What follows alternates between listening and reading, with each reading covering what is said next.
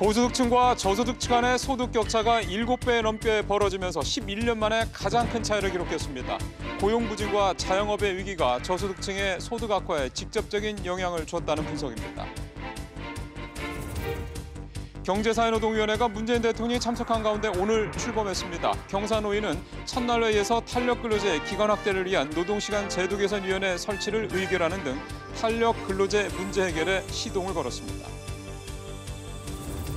정부가 중소조선사와 기자재 업체들의 경쟁력 강화를 주요 내용으로 하는 조선업 지원 방안을 내놨습니다. 정부 대책 발표의 주요 내용들과 의미, 그다음에 기대 효과를 진단해 보겠습니다. 서울의 집값 하락폭이 한 주 전에 비해 더 커졌습니다. 마이너스 기록한 서울의 자치구는 집값이 많이 올랐던 곳을 중심으로 더 늘어나고 있습니다. 서울의 집값 향후 어떻게 될지 짚어보겠습니다. 이상형의 헤드라인입니다. 경기 침체에다 극심한 고용 부진이 소득 하위 20% 가구의 소득에 악영향을 미치면서 소득 양극화가 11년 만에 최악으로 나타났습니다. 취재 기자 연결하겠습니다. 강혜지 기자. 네, 강혜지입니다. 예, 가장 11년 만에 많이 벌어졌다고요? 네, 그렇습니다. 통계청이 발표한 3분기 가계 동향 조사를 보면 지난 3분기 소득 최하위 계층인 1분위 가구의 월 평균 소득은 작년 같은 기간보다 7% 줄어든 131만 8천 원인데요. 소득 최상위인 5분위 가구의 월 평균 소득은 8% 넘게 증가해서 973만 6천 원으로 늘었습니다. 두 계층 간 소득이 월 840만 원 넘게 차이 나는 겁니다. 이 소득 상위 20% 가구와 하위 20%의 평균 소득 격차가 양극화 정도를 보여주는데요. 이 차이는 5.52배를 기록해서 3분기를 기준으로 지난 2007년 이후 11년 만에 가장 크게 벌어졌습니다. 예, 고소득층은 소득이 더 늘었고 반면에 하위 20% 이 1분위 저소득층의 소득이 또 많이 줄어들었는데 이유는 어디서 볼 수 있을까요? 네, 가장 큰 이유는 일자리가 줄면서 소득도 감소했기 때문입니다. 1분위 가구당 취업자 수는 0.69명으로 1년 전보다 16% 넘게 줄었고요. 1분위 가구의 근로소득은 같은 기간 22.6% 감소해서 사상 최대폭으로 줄었습니다. 1분위 가구 중에서 비교적 안정적인 상용직 근로자 비율도 지난해 8%대에서 올해는 5%대로 줄었습니다. 통계청은 고용의 질이 나빠졌고 취업자 수도 줄어드는 등 고용시장이 침체했고 또 내수가 부진해서 저소득 가구의 상황이 악화한 것으로 보고 있습니다. 그런데 그 저소득 가구의 소득 감소에 비소비 지출이 늘어난 것도 영향을 미쳤다면서요? 네, 그렇습니다. 세금과 연금, 사회보험료, 이자 비용과 같이 가계가 줄일 수 없는 지출을 비소비 지출이라고 하는데요. 3분기 가구당 월 평균 비소비 지출은 106만 5천 원으로 통계 작성을 시작한 2003년 이후 처음으로 100만 원을 넘었습니다. 특히 전체 소득이 줄어든 1분위 가구의 비소비 지출이 4.8%, 그리고 2분위는 15.8% 늘었는데요. 소득은 감소했는데 이 비소비 지출이 늘어나서 저소득 가구의 살림살이는 더 팍팍해진 것으로 분석됐습니다. SBS CNBC 강혜지입니다. 한국은행이 청년 실업의 후유증을 줄이기 위해서는 정규직 보호제도 가운데 청년 취업을 제약하는 부분을 손봐야 한다는 의견을 내놨습니다. 한국은행은 오늘 내놓은 보고서에서 정규직 고용보호를 위한 법이 엄격하거나 노동정책 지출이 적을수록 청년 실업이 중장기 장년 실업으로 이어질 수 있다면서 이런 보고서를 내놨습니다.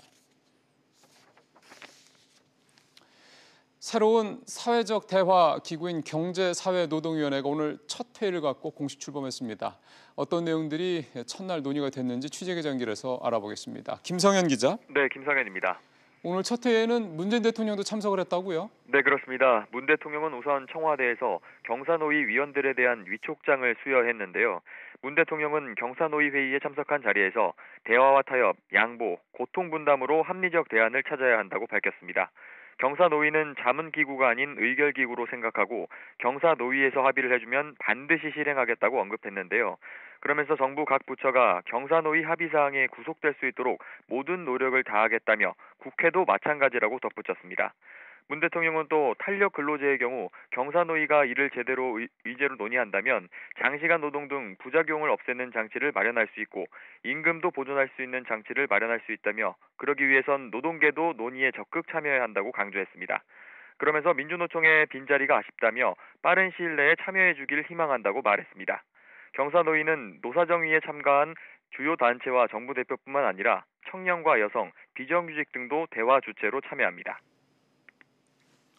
예, 오늘 첫 회에서 어떤 논의가 이루어졌습니까? 네, 오늘 첫 회의에선 문성현 경사노위 위원장과 박태주 상임위원을 비롯해 모두 17명의 위원이 참석했는데요.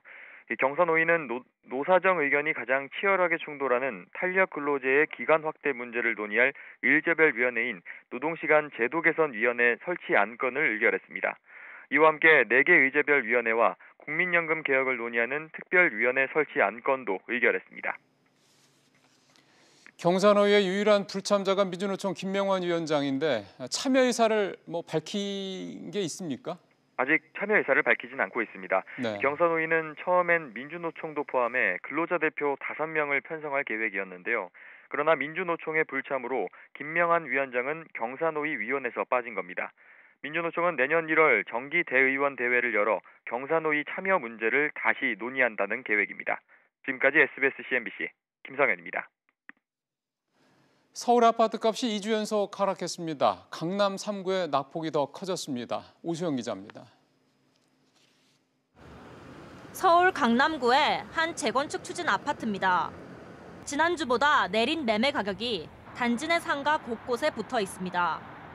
9.13 바로 직전에 34평짜리 같은 경우는 실제 거래가액이 20억 육박했고 또 31평짜리 같은 경우는 18억 한 초반에 이렇게 거래가 된 거로 현재 호가가 34평짜리 같은 경우는 한 14, 5억, 그다음에 31평짜리 같은 경우는 한 12, 3억 정도. 이번 주 강남 3구의 아파트값 하락폭은 모두 지난주보다 커졌습니다. 호가를 떨어뜨려 매물로 내놓긴 하지만 사겠다는 사람은 여전히 뜸한 상황. 비선호동과 층의 호가는 한 1억에서 1억 5천, 또 최근에 일주일 사이에 한 2천에서 3천이 더 하향 조정된 그런 상태입니다. 지난주 보합으로 돌아섰다가 이번 주 다시 하락한 용산구도 비슷한 상황입니다.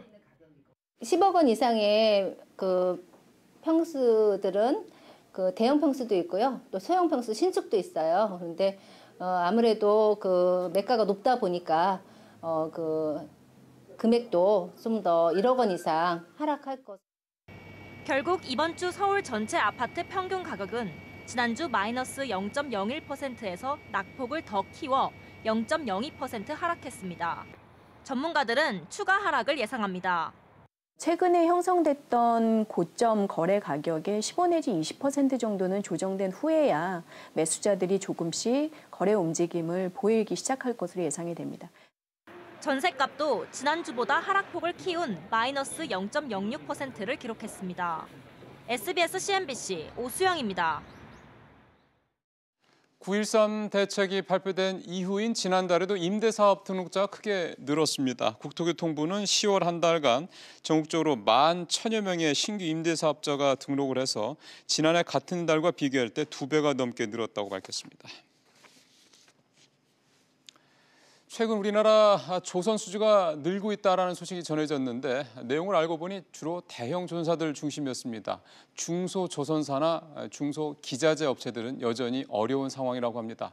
정부가 오늘 그들을 위한 지원 대책을 내놨습니다. 최나래 기자입니다. 정부가 중소조선사를 위한 맞춤형 지원 방안을 내놨습니다. 세계의 선박 발주량은 아직도 2013년의 절반 수준에 불과합니다. 중소형 조선사와 협력업체들은 여전히 어렵습니다. 당면한 일감, 자금, 고용 등의 애로를 덜어드려야 합니다. 정부는 금융조달에 어려움을 겪는 중소조선업계에 7천억 원을 신규 지원하기로 했습니다. 우선 중소조선사들의 가장 큰 장애물로 꼽히던 선수금 환급 보증의 규모를 기존 1천억 원에서 2천억 원으로 확대하기로 했습니다. 중소조선사들은 그동안 수주를 위해 RG 확대를 계속 요구해왔습니다. 또 수주를 해도 돈이 없어 제품을 못 만드는 기자재 업체, 그리고 방산업체에 대해 각각 3천억 원 규모의 금융 지원을 하기로 했습니다. 이 밖에 산업위기 대응 지역 내 조선기자재 업체의 1조 원 규모 대출 보증에 대해 내년 말까지 만기 연장을 하기로 했습니다. 하지만 업계는 맞춤형 정책을 환영하면서도 기대 반 우려 반입니다. 무보를 통해서 1,000억을 지원한다고 하는데 그것도 너무 규모가 좀 작고 담당자를 면책한다고 하는데 방안이라는 것도 구체적으로 나와 있지 않아서 정부 발표에도 불구하고 워낙 중소조선사의 경영 상태가 좋지 않아 실제로 금융권이 RG 발급에 나설지는 아직 불투명합니다. SBS CNBC 최다리입니다. 쿠팡 같은 이런 전자상거래 업체들, 그다음에 가상화폐 거래소들이 오늘 갑자기 접속 장애로 운영이 중단됐습니다. 아마존의 클라우드 서비스가 장애를 일으켰기 때문입니다. 어떻게 된 일인지 취재기자 연결하겠습니다. 서주현 기자. 네, 서주현입니다. 이게 아마존 웹 서비스 AWS라는 이 회사 때문이라는데 접속 장애 일으켰다면서요? 네, 맞습니다. AWS를 이용하는 국내 전자상거래 업체, 가상화폐 거래소, 금융기관 등이 약 1시간 반가량 웹페이지와 모바일 애플리케이션 접속 장애를 겪었습니다. 국내 전자상거래 업체인 쿠팡, 신선식품 배송업체 마켓컬리, 온라인 동영상 서비스 푹, 그리고 여가 플랫폼 기업 야놀자 등이 한때 접속 불가 상태였는데요. 여기에 코인원, 업비트 등 가상화폐 거래소와 클라우드 기반 금융 서비스도 일부 중단이 됐습니다. AWS는 오늘 오전 10시쯤 복구된 이후 오후 3시가 넘어서야 사과 언급 없이 서버 설정 오류로 일부 장애가 발생했다라는 입장을 내놨습니다. 사고를 일으킨 이 회사가 아마존 계열사인 거죠? 네, 맞습니다. 2006년에 출범을 했는데요. AWS는 세계 최대 전자상거래 기업 아마존의 클라우드 사업 부문입니다. 세계 190개국에서 100만 개 이상의 고객사를 확보하고 세계 클라우드 서비스 시장의 40%를 점유하고 있는 글로벌 기업인데요. 올 3분기에만 우리 돈으로 7조 6천억 원의 매출을 기록했습니다. 최근 우리나라 전자상거래 업체뿐만 아니라 대한항공과도 계약을 맺으면서 영역을 확장하고 있습니다. 기업들은 자체적으로 서버를 구축하는 것보다 클라우드 서비스를 이용하는 것이 비용 절감이 되기 때문에 최근 앞다퉈 도입을 서두르고 있었습니다. 하지만 이번 아마존 웹 서비스 AWS의 사고로 위험 분산, 사고 방지 대책과 보상 등이 새로운 논란으로 떠오를 것으로 보입니다. SBS CNBC 서주현입니다. 김현미 국토교통부 장관이 카카오 카풀 도입과 관련해서 운전자의 운행 횟수는 하루 2회로 제한하겠다는 입장을 내놨습니다.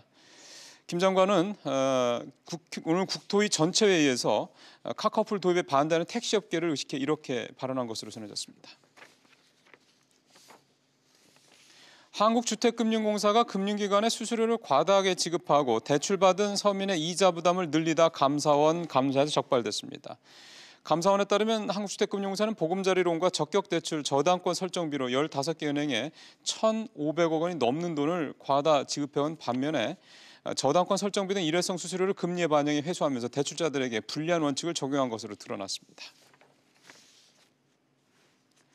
다이어트 같은 데 효과가 있다고 광고한 음료 제품에서 기준치 이상의 세균이 나왔습니다. 판매 중단, 회수 조치가 내려졌습니다. 조사 결과 일단 다이어트 효과도 없었던 것으로 확인됐습니다. 황인표 기자입니다. 인터넷 블로그 등에서 다이어트에 효과가 있다며 판매되고 있는 마녀의 레시피라는 음료수입니다. 깔라만시 열매를 원료로 썼는데 체지방 연소 효과가 탁월하고 항산화 효과까지 있다는 등 마치 건강기능식품처럼 포장돼 있습니다. 하지만 식약처가 이 제품을 조사한 결과 세균수가 기준치 이상으로 나왔습니다. 비만 치료제 등의 성분은 아예 검출되지 않았습니다. 깔라만시가 살을 빼주고 국수를 제거해준다고 일반적으로 알려져 있는데 그런 효과는 전혀 없습니다. 명백한 허위 과장 광고라고 볼 수 있습니다. 더구나 해당 업체는 영업신고도 하지 않은 채 버젓이 제품을 만들어 지난 5월부터 15,000박스, 8천만 원어치나 팔았습니다. 식약처는 해당 제품을 판매 중단토록 하고 이미 구매한 소비자는 판매업체나 구입처에 반품할 것을 요청했습니다. 영업신고도 없이 해당 제품을 만들어 판 대표는 식품위생법 위반 혐의로 검찰에 넘길 예정입니다. 식약처는 또 온라인 쇼핑몰에서 판매되고 있는 다이어트 효과를 내세운 음료수를 대상으로 허위 과대 광고 여부를 조사해 문제가 있는 10개 제품과 판매업체 98곳을 적발해 사이트 차단 등의 조치를 내렸다고 밝혔습니다. 해당 제품들은 건강기능식품으로 오인할 수 있거나 비만 치료 등에 효과가 있는 것처럼 광고를 과장했습니다. SBS CNBC 황인표입니다.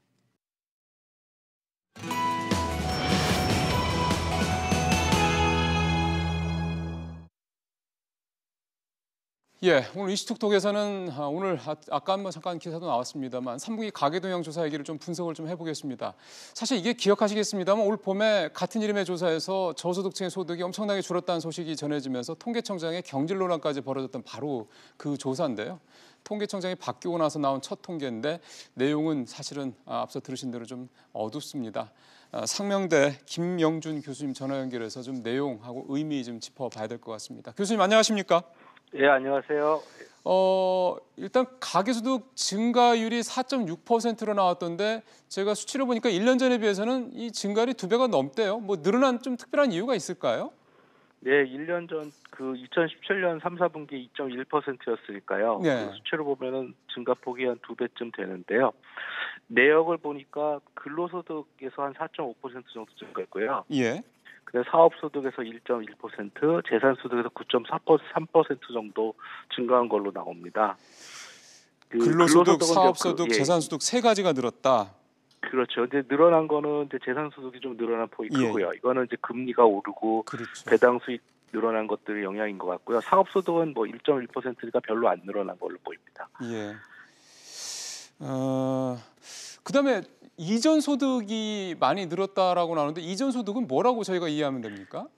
대체로 이제 정부가 이제 그 여러 가지 보조금을 주는 것들이 포함이 되는데요. 저 기초연금 같은 거 말씀하시는 거죠? 예, 기초연금, 아동수당, 뭐 그다음에 각종 공적 연금 이런 것들이 포함이 됩니다. 예. 전체적으로 보면은 말씀하신 대로 소득은 늘었는데 이 고소득층과 저소득층 간의 소득 격차는 훨씬 더 벌어졌다. 이제 7배가 넘는까지 벌어졌다. 이렇게 되면 앞서 늘었다고 말씀하셨던 근로소득이나 사업소득이나 재산소득은 대부분 다 고소득층 얘기겠네요. 지금 실제로 보면은 소득 1분위가 이제 가장 가난한 그 하위 20%를 나타내는 건데요. 네. 지금 이번 3, 4분기에 근로소득이 22.6%가 감소한 걸로 나오거든요. 1분위가? 예, 그렇습니다. 예. 거기 5분위 같은 경우는 한 11.3% 늘은 걸로 나타나고요. 예. 예, 이게 아마 이제 그 임금 수준이 근로소득이 임금 수준이 줄어 부분도 있지만 이게 일자리 자체가 넉넉하지 않아서 아예 근로소득이 없는 분들이 많이 포함이 된 요인이 많이 작용한 것이 아닌가 생각이 듭니다. 그러니까 결국은 요즘 고용 사정이 좋지 않다라는 것들 이런 부분들의 직격탄을 1분위에 있는 이 저소득층, 그러니까 우리나라에서 가장 가난한 사람들이 가장 많이 받았다 이 얘기네요. 일단 드러난 수치상으로 보면은 좀 그렇게 생각이 듭니다. 예, 사실 저희가 뭐 고용 동향 이런 거 계속 하면서 이런 얘기들을 참 많이 했는데 이 가계 동향에서도 역시 마찬가지 결과가 나오는 건데 이렇게 되면은 1분위나 2분위 같은 경우, 그러니까 가장 가난한 그 밑에 이 40% 같은 경우는 근로소득 마이너스 이전 소득 그러니까 정부 지원금 아니면 사실상 생활하기가 어렵다 이렇게 봐야 되겠습니다. 여기 이제 소득이 아예 이제 근로소득이 없는 분들이 상당수 포함이 되어 있다고 생각이 드는데요. 그런 분들이 이제 지금 실업 상태에 있거나 아니면 아주 연로하신 분들이 많으신 것 같아요. 이제 그런 분들은 아무래도 이제 정부 지원금에 의존하는 부분들이 꽤 상당 부분 있지 않을까 생각이 듭니다. 알겠습니다. 고소득층 같은 경우는 뭐 말씀하신 대로 근로소득만 는 게 아니라 사업소득, 그다음에 그 재산소득 이런 것들이 다 늘었다고 말씀을 하셔서 그다음에 또 보니까 이전소득도 20% 가까이 늘었더라고요. 그러면은 이거를 어떻게 해석을 해야 될까요? 이전소득에 이제 여기 그 오늘 같이 발표된 통계를 보면 이게 이제 공적 소득 쪽에서 그 고소득층이 좀 많이 늘었더라고요. 예. 여기에 보면은 이제 주로 이제 공적 연금 같은 경우도 이제 아무래도 이제 공적 연금도 그 납입한 금액이 많으니까 고소득층이 좀 받는 금액이 많을 거고요. 네. 그다음에 이제 아동수당 같은 경우는 이제 아동이 있는 사람들이 이제 많이 늘었을 텐데 보통은 여기 지금 하위 1분위, 2분위 같은 경우에는 좀 연로하신 분들 많이 포함이 되어 있고 아니면 이제 일가구 주택들이 많아서 주로 이제 그 자녀를 한 뭐 여러 명 갖고 있는 사람들이 고소득층에 여기 좀 들어가 있을 수가 있거든요. 예. 그런 부분도 좀 영향을 받은 것 같고요. 그렇습니다. 그 요즘에 그 뭐 집 문제나 이런 것들 때문에 증여들도 많이 하던데 이 증여를 하게 되면 이거는 이전 소득에 들어가나요? 여기 이제 그 사적 이전 소득에 이제 아까 말씀드린 공적 이전 소득 말고 사적 이전 소득에는 이제 가구 간의 이전 소득들이 이제 들어가는데요. 여기 이제 주로 잡히는 거는 이제 뭐 부모님들에게 드리는 용돈, 생활비 이런 것들이 이제 잡힙니다. 근데 이제 뭐 가구 간의 어떤 대가가 없이 이제 이전되는 소득들이 다 여기 잡힌다고 보면 고소득층에서도 어떤 가구 간의 이전은 일어날 수 있으니까요. 그런 부분이 있었다면 그 부분도 여기에는 통계상으로는 잡히게 되겠죠. 그렇겠네요. 예. 그 다음에 하나가 또 짚어봐야 될 게 이 처분 가능 소득인데 쉽게 생각하면 이제 내가 돈을 쓸 수 있는 여윳돈을 얘기하는 거 아니겠습니까? 근데 보니까 1분위부터 3분위까지, 그러니까 저소득층에서 중소득층 정도로 해야 될까? 여기까지는 다 마이너스더라고요. 이렇다면은 여윳돈이 없으니 거의 소비할 수 있는 상황이, 소비를 늘릴 수 있는 상황이 아니다, 이런 뜻이네요. 그렇죠. 결국 소비에 직접적인 영향을 주는 거는 이제 전체적인 소득도 있지만 처분 가능 소득이 중요하거든요. 그러니까 처분 가능 소득은 이제 여러 가지 소비 외로 이제 본인들이 할 수 없이 지출해야 되는 그런 지출들을 뺀 건데, 지금 이제 숫자를 보면은 소득 감소율보다도 처분 가능 소득 감소율이 더 크게 나타나거든요. 특히 이 저분위 계층으로 보면, 그러니까 그런 부분들을 보면 이제 실질적으로 소비할 수 있는, 소비에 쓸 돈이 더 많이 줄었다고 볼 수 있는데, 내용을 보면은 이자 같은 게 이자율 많이 올랐잖아요. 그러니까 이자 비용 같은 것들 많이 늘어난 것들이 좀 통계상으로는 좀 많이 잡힌 것이 아닌가 보입니다. 뭐 교수님 그 말씀하셔서 더 그런 게, 사실은 저소득층에 있는 분들 같은 경우는 제도권 은행에서 대출 받기도나 돈을 빌리기도 어렵잖아요. 그러니까 보통 그 이자 높은 데서 대출을 받거나 이러다 보면은 그게 그만큼 이자 비용도 커지니 이게 악순환인 것 같습니다. 지금 뭐 이자 비용 말씀하셔서 그런데 이게 쉽게 생각하면 이제 비소비성 지출인데 세금도 많이 늘고 이자도 많이 늘고 이렇게 되다 보면은 상대적으로 정말 저소득층은 단순히 소득이 줄어든 데 따른 처분 소득 뭐 감소뿐만이 아니라 이런 비소비성 지출까지도 부담이 고소득층에 비해서는 훨씬 더 크겠습니다. 예, 그렇습니다. 저희가 아까 말씀하신 것처럼 가계부채에 의존하는 부분들이 상당히 많고요. 그 다음에 또 금리가 이제 앞으로 계속 조금씩은 올라갈 상향 추세를 타고 있어서 이런 부분들이 조금 우려되는 부분이기는 합니다. 알겠습니다. 교수님 오늘 말씀 잘 들었습니다. 고맙습니다. 네, 감사합니다. 지금까지 상명대 김용준 교수님과 얘기 나눠봤습니다. 자, 이제 조선업 얘기를 좀 바로 주제를 넘겨보겠습니다. 여러분들 아시겠습니다. 조선업은 정말 이제 다 죽었다라는 얘기를 할 정도로 정말 어려운 우리나라 위기 업종 중에 하나입니다. 일부에서는 뭐 사양 산업이 됐다 이런 얘기까지 나올 정도였는데, 근데 아마 요즘 기사에서 보신 분들이 많으실 겁니다만 조선업 수주가 우리가 1위를 되찾았다 이런 기사들이 최근에 몇 번 나와서요. 우리 조선업이 좀 바닥 찍고 사는 게 아니냐 이런 생각들 하시는 분들이 있으실 것 같습니다. 실제로 우리 조선업이 바닥을 찍고 살아가는 과정인 건지, 또 하나 오늘 정부의 조선업 지원 대책이 나왔는데 이 조선업 지원 대책의 주요 내용과 의미, 또 실제로 효과가 얼마나 있을지 이런 부분까지 오늘 좀 두루 짚어보겠습니다. 오늘 도움 말씀을 위해서 BNK 금융경영연구소 백춘기 박사 전화로 연결하겠습니다. 박사님 안녕하십니까? 예, 안녕하십니까? 예, 일단은 정부 지원한 내용부터 살짝 살펴봐야 될 것 같습니다. 박사님께서 보시기에 좀 눈에 띄는 내용은 어떤 게 있습니까? 예, 오늘 정부가 조선산업 활력 제고 방안을 발표를 했는데요. 뭐 여러 내용을 발표했지만 크게 세 가지로 요약되는 것 같습니다. 첫 번째는 일감 확보를 지원한 내용이었는데요. 극심한 수준난을 겪고 있는 중소형 조선사와 기자재 업체를 대상으로 LNG 연료 추진선을 발주해서 일감 확보에 도움을 주겠다, 이런 내용을 하나 발표를 했고요. 또 하나는 업계들이 당면한 유동성 위기에서 벗어나고 또 선박 수주에 도움이 될 수 있도록 금융 지원을 보다 강화해주는 내용이었습니다.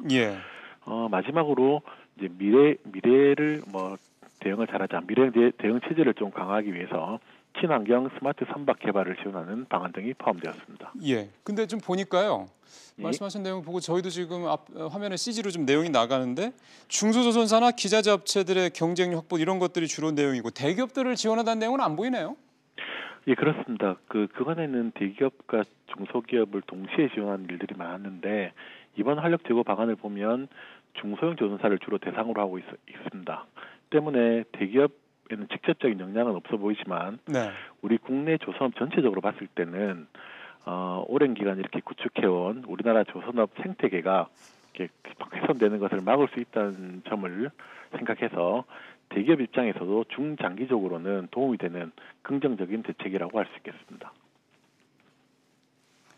그러면 조금 앞에 얘기로 들어가 볼까요? 앞서 저도 대기업들의 수주가 최근 좀 늘었다는 얘기를 좀 말씀을 드렸었는데 이게 좀 유의미한 숫자인지는 좀 한번 짚어봐야 될 것 같습니다. 좀 자세히 말씀을 드리면 금년 1월에서 10월 중에 우리나라 선박 수주량이 1,000만 톤이 조금 넘습니다. CGT라는 업계에 쓰는 단위를 기준으로 한 것인데요. 1,000만 톤이 조금 넘는데 이것은 지난해 같은 기간과 비교하면 71%가 늘어난 것이고요. 전 세계에서 가장 빠르게 늘어난 숫자입니다.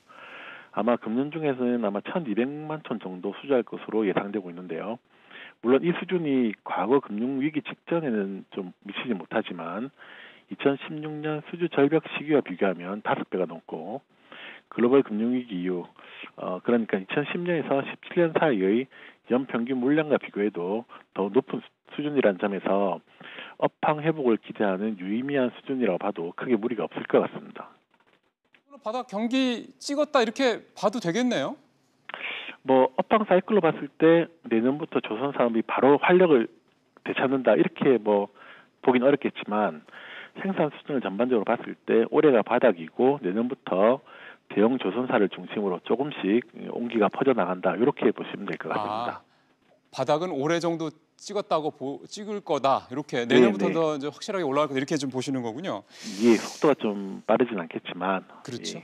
예. 이런 생각을 이제 해보게 되는데요. 조선업은 그동안 구조조정이 계속해서 강력하게 진행돼 왔던 거지 않습니까? 그래서 그 주변 거제나 울산 이쪽 지역이 상당히 여러 가지로 좀 경기가 안 좋다는 얘기도 저희가 하고 있고요. 근데 정부 지원안이 나왔다. 그럼 이렇게 되면은 이제 조선업의 구조조정이 좀 어느 정도 마무리됐다고 정부가 판단하고 있다라는 거냐 이렇게 생각이 좀 들어서요. 예, 잘 아시겠지만 며칠 전 우리 대우조선해양이 구조조정 계획을 재검토하겠다라고 밝힌 바도 있고 이미 상당수의 조선사들이 구조조정을 마무리한 상황이라는 상황에서 다행히도 이 업황 회복이라는 이 좋은 상황을 맞게 돼서 좀 긍정적으로 볼 여지가 있는 것 같습니다. 여기다가 또 오늘처럼 정부 지원도 좀 강화되면서 단정하기는 어렵지만 추가적인 구조조정 속도는 매우 완만할 것으로 판단이 됩니다. 이번에 정부가 내놓은 대책이 중소조선사 그다음에 기자재 업체들 그러니까 결국 중소부품회사들 얘기인데 이런 타겟팅을 한 것도 적절하다고 보십니까? 매우 잘된 방식이라고 생각합니다. 최근에 대형 조선사 위주의 회복이 소위 쏠림 현상이 강했는데 이번처럼 이 바트만 방식의 지원은 업계 전반적으로 굉장히 좋은 지원 방식이라고 생각을 하고 있습니다. 알겠습니다. 마지막 질문 하나만 더 드리겠습니다. 결국 이제 정부가 중소제조업자도 좀 살리고 그리고 대기업들 수주 좀 늘고 이런 전반적인 상황 그리고 우리가 바닥을 찍고 내년부터는 더 좋아진다 이런 말씀을 좀 생각을 해보면 우리가 예전에 한참 잘 나갈 때로 과연 우리 조선업이 돌아갈 수 있을 것이냐라는 부분에 대한 기대감을 갖게 되는데 이 부분은 박사님 어떻게 생각하십니까? 당장은 어려운 일이지만 저희가 지금부터 준비를 잘 한다면 전 세계적으로 가장 좋은 기술력을 가지고 있고 이런 부분을 잘 키워나간다면 충분히 가능하다고 생각을 하고 있습니다. 저희가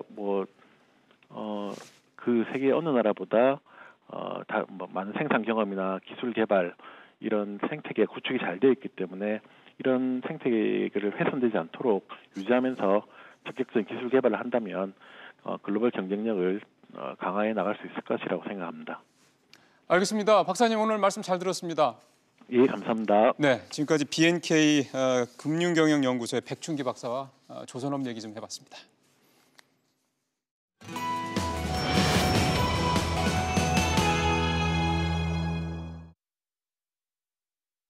네, 이번에는 오늘 출범한 경제사회노동위원회, 보통 줄여서 경사노위라고 부르더군요. 이 경사노위 얘기를 좀 해보겠습니다.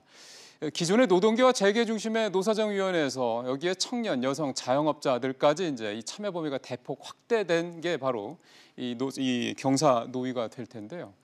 근데 오늘 멤버 중에 아시겠지만 민주노총이 참여를 거부해서 사실 출발 단계부터 진통을 겪고 있습니다. 고려대 노동연구소 김성희 교수와 함께 경사노위 출범과 관련해서 과제가 무엇이고 앞으로 어떻게 될지 좀 짚어보도록 하겠습니다. 교수님 안녕하십니까? 예, 안녕하세요. 예. 이 경사노위라고 해서 기존의 노사정위원회가 더 확대된 이런 사회적 대화 기구를 정부가 출범시킨 이유를 어떻게 봐야 될까요? 예. 이제 노동 문제 영역이 취약계층 중심으로 이제 확장이 되고 있잖아요. 비정 불안정 노동자, 청년, 여성 등의 보호가 필요한 노동자들의 군이 사실 노사정위에는 포함되어 있지 않았기 때문에 그들의 목소리를 반영할 수 있기를 위해서 폭을 확장한 거고요. 또 자영업 소상공인 또 대표자들이 들어올 필요가 있다라고 해서 이렇게 확대된, 그래서 이탈리아나 뭐 이런 곳에 있는 경제사회노동위원회 모델을 가져와서 확장을 한, 그렇게 해서 이제 우리나라의 노동에 관련된 문제를 조직노동 대규모 사업장 정규직 중심이 아니라 다양한 계층을 포괄하는 문제로 다뤄 나가는 필요성을 느끼고 새롭게 출범한 것으로 평가됩니다. 사실 뭐 지금 뭐 교수님도 잘 아시는 것처럼 뭐 단순히 고용 문제만 우리 사회, 우리 경제의 현안이 아니기 때문에 그런 면에서는 이 경제사회 노동이 이렇게 확대해서 뭐 출범한 게 분명히 우리 사회에 의미가 있다라고 볼 수가 있을 텐데, 근데 시작부터 참 어렵습니다. 일단 근로자위원 중에 하나인 민주노총이 불참하고 있지 않습니까? 이런 상황부터 좀 사실은 개선해야 될 과제가 생긴 셈인데요. 민주노총이 이제 오래전부터 참여를 거부했던 이유는 노사정의가 어떤 실질적인 논의를 하고 합의를 하는 기구라기보다도 정부 방침에 정해진 목표를 그냥 합의해주는 거수기에 불과하다라는 논란이 있었습니다. 그래서 이제 새롭게 출범하면서 그렇지 않겠다라는 그런 확실한 그런 표준 기준이 제시됐느냐에 대해서 뭐 의심을 표현하는, 노동조합이라는 게 이제 다수 여러 구성원들이 있는데 견해가 조금씩 다를 수 있는데, 그래서 여전히 그 의구심을 떨지 못하는 사람들의 비중이 꽤 높아서 민주노총은 참여하지 않는 것으로, 아직까지 뭐 불참하겠다 이렇게 얘기한 것은 아닌데 참여 결정을 못 하고 있는 중이죠. 그거를 이런 상황에서 경사노위가 민주노총도 이 경사노위에 참여를 시키고 또 지금 여러 가지 탄력 근로제 확대 적용이라든가 이런 고용 현안 관련된 이런 경제 현안들을 좀 접점을 찾고 이런 역할을 할 수 있을까요? 그 문제에 대해서 좀 논란의 여지가 있을 수는 있습니다. 왜냐하면 여당 원내대표께서 이제 일주일 만에 합의를 해와라. 안 그러면 12월 중에 원내 3정당 중심으로 통과시키겠다라고 얘기를 했지 않습니까? 탄력제 문제를. 그래서 노동시간을 정상화시키면서 그에 반대되는 조치인 탄력제를 확대하는 걸 전격적으로 시행을 하면서 경제사회노동위에서 그냥 합의문을 가져오라고 얘기를 하면 똑같은 거수기에 불과한 것 아니냐 하는 의구심을 가질 수 있는, 뭐 그게 합리적 의심이라고 할 수 있겠죠. 그런 점이 완전히 불식되지는 않았다라는 게 민주노총 쪽 입장이라고 생각이 듭니다. 근데 지금 이 탄력 근로제와 관련돼서 좀 민주노총 측에서 반대하고 있는 논리 중 몇 가지 중에 하나가 가장 뭐 대표적인 게 이제 임금 삭감 문제, 임금이 줄어든다는 문제 같은데, 근데 이런 부분들에 대해서 정부 쪽의 얘기는 그런 부분들을 좀 합리적으로 해결할 수 있는, 뭐 접점을 찾을 수 있는, 그러니까 임금 감소분을 좀 메워줄 수 있는 그런 대안을 같이 노력을 해서 찾자, 뭐 이런 얘기를 하고 있단 말이에요. 그러면은 뭔가 좀 만나서 얘기를 해야지 뭔가 접점을 찾을 수 있는 거 아닙니까? 뭐 제도 설계 자체가 뭐 그렇게 임금을 깎을 게 아니면 초과수당 할증률을 안 지급하지 않도록 않을 수 있게 허용해주는 제도가 탄력제인데, 그거를 보완책으로 해결할 수 있느냐에 대해서는 설계 자체가 이제 신사협정 이렇게 노력한다, 이런 뭐 임금 삭감이 되지 않도록 노력한다라는 그런 선언적 문구 이상으로 실질적인 방법이 있겠느냐에 대해서는 논란의 여지가 있습니다. 그래서 조직되어 있는 곳에서는 뭐, 그리고 또 직원 인력을 안정적으로 공급받는 게 필요하다라고 생각하는 업종에서는 임금을 할증률을 안 주고는 사람 그대로 유지하고 생산성을 유지하기 힘들기 때문에 줄 것인데, 그렇지 않은 곳이 다수 생기는 것인데, 그쪽에 대표자들이 포함되어 있다고 하더라도 이 업종 전체를 대표할 수 있겠느냐에 대해서는 뭐 여전히 사각지대가 있어서 그런 방법으로 해결은 충분치는 않을 가능성은 있습니다. 다만 이제 탄력제 확대의 부작용을 최소화할 수 있는 그런 방법을 몇 가지로 제가 그저께 나가서 말씀을 다 드렸었는데 노동시간 정상화 조치는 그대로 유지할 수 있도록 52시간 한도를 두고 업종과 기업 규모별로 단계적으로 하는 방법에 대한 보완책 정도를 마련할 수 있는데요. 임금 보존에 대한 방법은 선언적인 것 이상으로 만들어내기가 쉽지 않다. 제도 자체가 그것을 절감할 수 있도록 만들어진 제도가 탄력제이기 때문에 사실 왜 그러면 도입하지 않으면 되는 측면도 있다라는 점을 생각해 보면 그 문제는 좀 쉽지 않을 가능성은 있다라고 봅니다. 알겠습니다.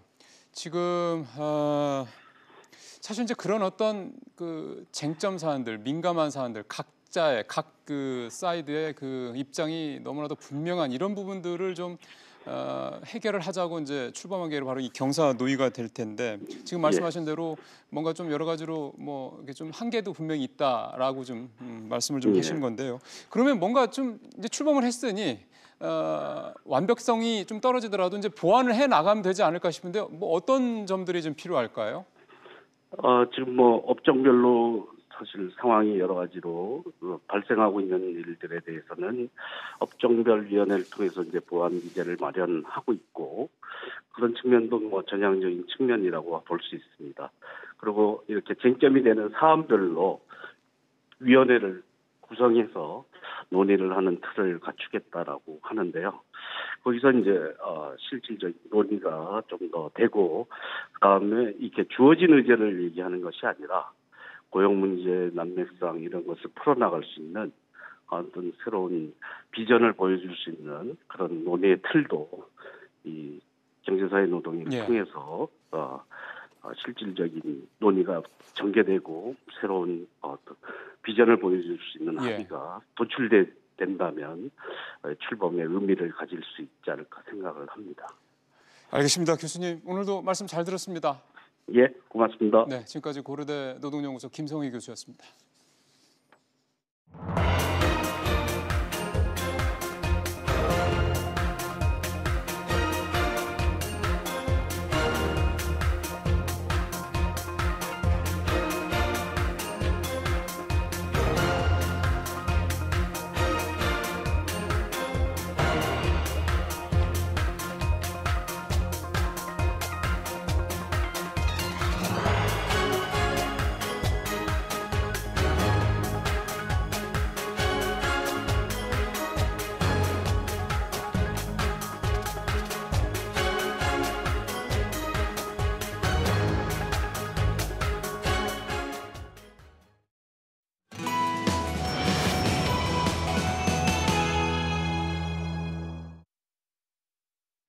서울의 집값이 이번 주에서는 더 떨어졌습니다. 강남 상구는 마이너스 폭이 더 커졌죠. 마이너스를 기록하는 서울의 자치구는 더 늘어났습니다. 이쯤 되면 이제 서울의 집값이 본격적인 하락 추세에 들어간 게 아니냐라는 얘기들을 조금 더 이제 많이 할 것 같습니다. 실제로 그럴지 숭실사이버대 부동산학과 박인호 교수 오늘 모시고 향후 시장 얘기 좀 나눠보도록 하겠습니다. 교수님 어서 오십시오. 안녕하십니까. 일단 서울 아파트 값이 낙폭이 더 커졌다라는 거 지난주보다 그렇다면 이게 조금 더 내려갈 거다라고 뭐 볼 수 있을 것 같은데 뭐 이유는 일단은 뭐 9.13 대책 정도 보면 될까요? 예, 우선은 이제 그 시장 상황을 좀 한번 좀 말씀드리면은 강남 서울 아파트의 그 매매 그 가격에 대한 그 추세를 보면 2주 연속 이제 약세를 이제 보인다라고 하고 있습니다. 전주에 0.01% 하락을 했고 이번 주에는 이제 0.02% 하락을 해서 전주보다 0.01%가 이제 커졌다라고 하는데 그것을 조금 더 세부적으로 좀 들여다보면은 25개구 전체에서 하락한 구는 8개구에 해당이 됩니다. 주로 이제 강남 지역에 해당이 되고요. 마이너스를 말씀하시는 그렇죠. 거죠? 예, 마이너스로 이제 하락한. 특히 이제 그 중에서 강남구가 0.12%로 이제 높게 하락을 했고, 송파구가 0.11%, 용산구, 서초구, 서대문구, 강남, 강동구, 동작구 이러한 지역에 이제 하락을 했고. 보합세를 유지하는 그 구가 10개구에 해당이 됩니다.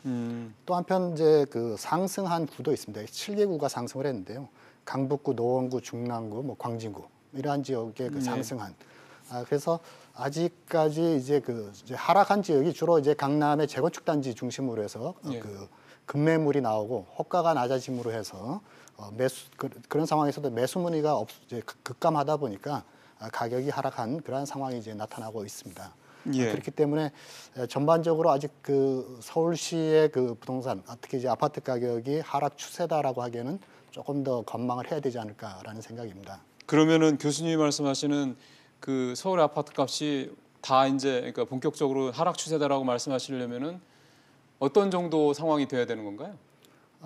아직은 이제 상승하는 구가 좀 있기 때문에 특히 상승한 구는 아마 그동안 이제 강남구와의 가격 격차에서 갭 메우기, 어떤 가격 키 맞추기로 해서 아마 강북의 지역이 가격이 상승하고 있는데 그럼에도 불구하고 상승폭은 좀 둔화되고 있는 것은 사실입니다.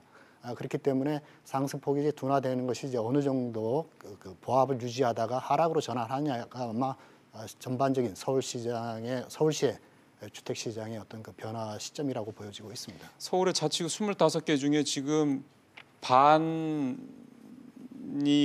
지금 떨어지고 3분의 1이 떨어지고 3분의 1 조금 넘게는 보합이고 3분의 1 정도는 좀 올랐다는 건데 오른 3분의 1 정도가 이제 보합이나 마이너스로 돌아서야지 이제 서울의 집값이 본격적으로 떨어진다라고 볼 수 있다. 그렇게 보면 되는 거죠. 그런 상황으로 볼 수가 있겠습니다. 이번에 전세 얘기도 좀 해보죠. 집값이 떨어지니까 전세값도 떨어진다고 봐야 됩니까? 아니면은 뭐 공급적인 측면을 봐야 될까요? 우선 이제 전세 가격이 일부 지역에 있어서 하락한 부분, 특히 이제 지방에서는 좀 심각하게 나타나고 있습니다만은 서울의 경우에는 아직 그렇게 전세 가격이 심각하게 하락한 것은 아닌 일부 공급이 이제 입주 물량이 많은 지역에서는 하락의 상황이 좀 나타나고 있습니다만은 전반적으로 전세 가격이 아직은 하락 추세라고 하기에는 조금 더 관망을 해야 되지 않을까라는 생각입니다. 그러면 집값도 아직은 관망을 해야 된다는 말씀이시고 전세도 아직은 관망을 할 상황이다라는 말씀이시죠. 그러면은 지금 뭐 일각에서 자꾸 그렇게 뭐 나오고 있는 서울의 뭐 집값이 본격적으로 하락 추세에 접어들 때 이거는 조금 앞서간다고 보시겠군요. 통계적으로 봐서는 조금 더 관망을 해야 되지 않을까라는 것인데 통계적으로 이제 주택 매매 거래량과 전세 거래량이 상당히 전년도에 비해서 높게 나타나는 상황입니다. 거래가요? 거래량 자체는 이것은 이제 10월 통계이기 때문에 아마 이제 다음 달의 통계는 좀 더 줄어들 겁니다. 9.13 대책 이후에 거래가 이제 줄었기 때문에 그러한 상황이긴 합니다만 그래서 거래량 자체가 크게 줄은 상태가 아니기 때문에 서울의 경우에는 조금 더 관망을 해야 되지 않을까라는 생각인데 그럼에도 불구하고 전세 시장에 있어서 몇 가지 우리가 좀 고려해야 될 요인들이 있습니다. 어떤 거죠? 우선은 이제 전세와 이제 가격에 대한 것을 좀 구분해서 좀 말씀드리면은 가격과 관련한 부분은 대출에 대한 규제라든지 보유세에 대한 인상, 금리 상승 등의 불확실성이 있기 때문에 집값 말씀하시는 거죠? 집값에 대한 부분은 조금 그러한 요인으로 인해서 앞으로 조금 관망을 해야 되는 것이고 전세 가격과 관련해서는 사실 좀 입주 물량이 많은 특히 이제 뭐 안산시라든지 아니면은 경기권에서 입주 물량이 좀 많은 그러한 상황이 있고 또 한편으로는 이제 대출 규제로 인해 가지고 그러니까 수분양자들이 이제 입주 물량에서 중도금 잔금 대출에 어려움이 있습니다. 그러다 보니까 전세 물량이 갑자기 늘어나는 그러니까 신규 입주 물량이 많은 지역에서 입주 물량이 늘어남으로 인해 가지고 공급이 갑자기 늘어나는 상황이 되죠. 그러면서 그러한 지역에 있어서 전세 가격이 하락하는 그러한 현상이 좀 나타나고 있습니다. 여기에다가 현재는 아직 이제 그러한 이제 공급의 과잉 상태와 어떤 대출의 규제 문제가 있습니다만은 그것이 계속 하락을 한다라고 하기에는 조금 어려운 부분. 그러한 것에는 또 다른 상승의 요인들이 좀 있는 것을 좀 말씀드리도록 하겠습니다. 어떤 게 상승 요인이에요? 우선은 내년부터 2천만 원 이하의 주택 임대 소득에 대해서 이제 과세를 하게 됩니다. 그렇다면은 이제 소유자들은 월세보다는 이제 전세를 이제 선호하게 되는 그러한 상황이 이제 발생을 하죠. 또 한편 그동안 이제 매매 가격이 급격하게 오른 반면에 최근 2년 동안의 전세 가격 상승은 그렇게 높지 않습니다. 그래서 매매 가격과 매매 가격이 급하게 상승한 부분을 전세 가격에 반영하려는 그러한 움직임이 나타날 수 있다라고 하는 그럴 것이죠. 수 있겠네요. 여기에다가 이제 DSR에 대한 대출 규제를 이제 강화함으로 인해 가지고 내 집 마련의 기회를 갖기가 어렵다 보니까 전세 수요가 늘어날 소지가 상당히 많습니다. 그렇죠. 그리고 또 한편 앞으로 이제 그 실수요자, 무주택자들이 앞으로 시장에 대해서 어떻게 이제 반응할 것인지, 이제 무주택자들이 선택할 수 있는 것이 그 소유자, 그러니까 집을 매입을 하거나 아니면 전세로 살거나 아니면은 월세로 살거나 하는 이런 세 가지 안 중에서 이제 실수요자들이 어떤 선택을 할 것인지에 대한 부분인데, 예. 그동안 그 전세 가격이 계속 올랐을 때는 전세로 사는 것이 비용적인 측면에서는 가장 유리했기 때문에 전세 가격이 올랐던 부분들이 있는데, 예. 현재는 이제 대출을 받기 어렵고 여기다 예. 부동산 가격 상승에 대한 기대감이 줄어들므로 그렇죠. 인해서 실수요자들도 그 전세 수요가 늘어날 것으로 전망을 하고 예측이 됩니다. 예. 그렇기 때문에 현재 상황에서는 약간의 그 단기간에 이제 그 입주 물량이 늘어남으로 인한 그리고 그 수분양자들의 대출에 문제가 있어서 좀 전세 가격이 지역적으로 좀 하락하는 그러한 상황이 나타나긴 하지만은 앞으로 전세 가격이 오를 그러한 요인도 계속 내재했기 때문에 전세 가격은 조금 더 관망을 하는 것이 좀 필요하지 않을까라는 생각입니다. 집값은 말씀하신 내용들을 좀 정리를 해보면 집값은 별로 그러니까 오를 만한, 그러니까 떨어질 여지가 많은 그런 재료들이 내년에 이렇게 쭉 노정이 돼 있는 반면에 전세는 올라갈 여지가 있는 변수들이 좀 더 눈에 보이는군요. 그렇게 보입니다. 그러면 임대를 사시는 분들 같은 경우는 내년 상황은 지금보다는 조금 달라질 수 있다라고, 그러니까 조금 올라가는 쪽으로 갈 수 있다라는 여지를 좀 감안을 하시면서 생각을 좀 하셔야 될 것 같아요. 그러한 부분에 있어서는 이제 전세 수요가 이제 2년마다 이제 계약을 하기 때문에 지금 올해 내년에 입주 물량이 특히 이제 서울의 입주 물량이 늘어나는 그런 상황에서 그 공급 물량 말씀하시는 그렇죠. 거죠? 그 입주 물량이죠. 실질적으로 예, 입주 예, 물량이 그렇죠. 이제 늘어남으로 인해서 그래서 올해 내년에는 그 공급의 그 증가로 인해 입주 물량의 증가로 인해서 전세 가격이 조금 안정세를 유지할 수 있겠습니다만은 앞으로 이제 2년 후 재계약을 하는 그 시점에 가서는 전세 가격이 오를 소지가 상당히 높게 나타나고 있다라고 보여집니다. 2년 뒤 걱정은 그때쯤 가서 하죠. 뭐 벌써부터 2년 전부터 그 걱정을 할 필요는 있을 것 싶긴 한데. 그럼에도 불구하고 이제 정책을 위반하거나 아니면은 이제 투자자들 입장에서 혹은 이제 실수요자 입장에서는 앞으로의 시장 변화에 대한 것을 조금 전망을 하면서 움직이는 것이 필요하다라고 생각이 듭니다. 그러니까 임대 시장도 사실은 내년 내후년에 공급 물량이 서울에 입주 물량이 많기 때문에 그런 부분들을 좀 감안을 한다면 아주 뭐 그렇게 많이 오를 거거나 이렇게 볼 필요는 없다는 말씀이시죠? 단기적으로는 그렇죠? 이제 지역적으로 좀 알겠습니다.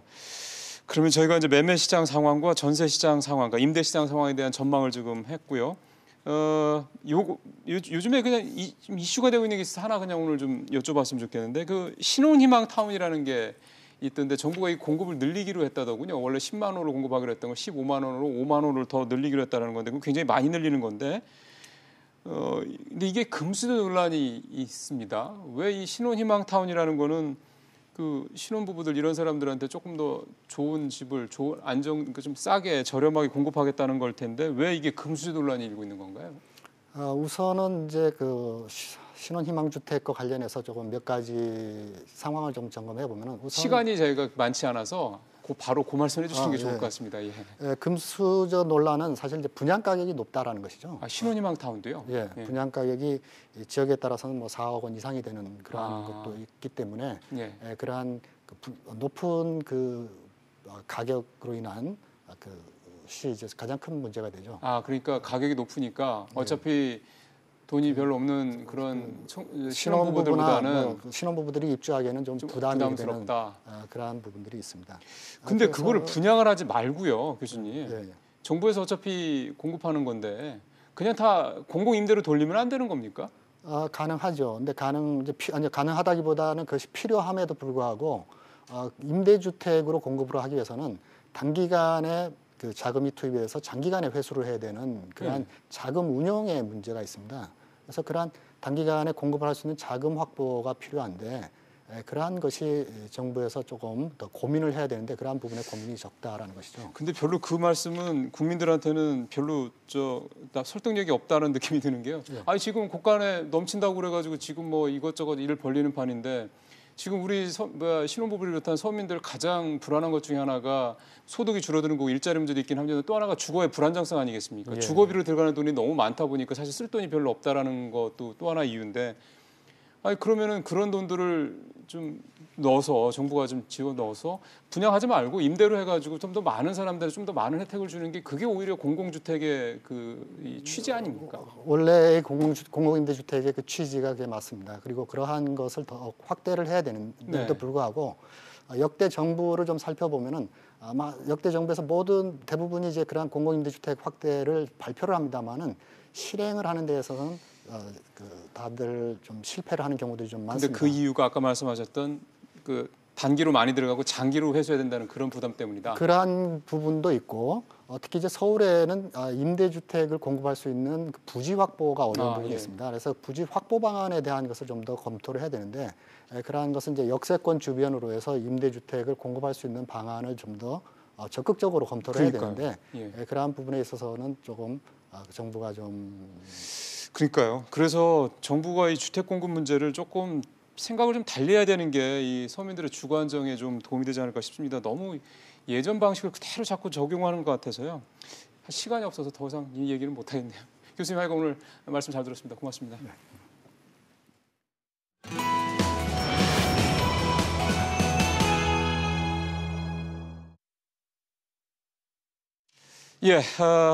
경제산업위가 출범을 했습니다. 기대감도 있지만 우려도 상당히 많습니다. 왜냐하면 이 전신이었던 노사정위원회가 사실 여러분들 잘 아시는 것처럼 그렇게 매끄러운 그런 모습을, 행보를 보여주지 못했기 때문입니다. 노사정위원회처럼 되지 않고 경사노위가 정말로 실질적인 어떤 그런 접점을 찾아주는 역할을 할 수 있어야 될 텐데 그런 해법들이 과연 여기서 나올지 일단 여러 가지 우려들도 분명히 있습니다. 그런 부분들 좀 잘 채워주길 기대를 해보겠습니다. 오늘 비즈플러스 마치겠습니다. 고맙습니다.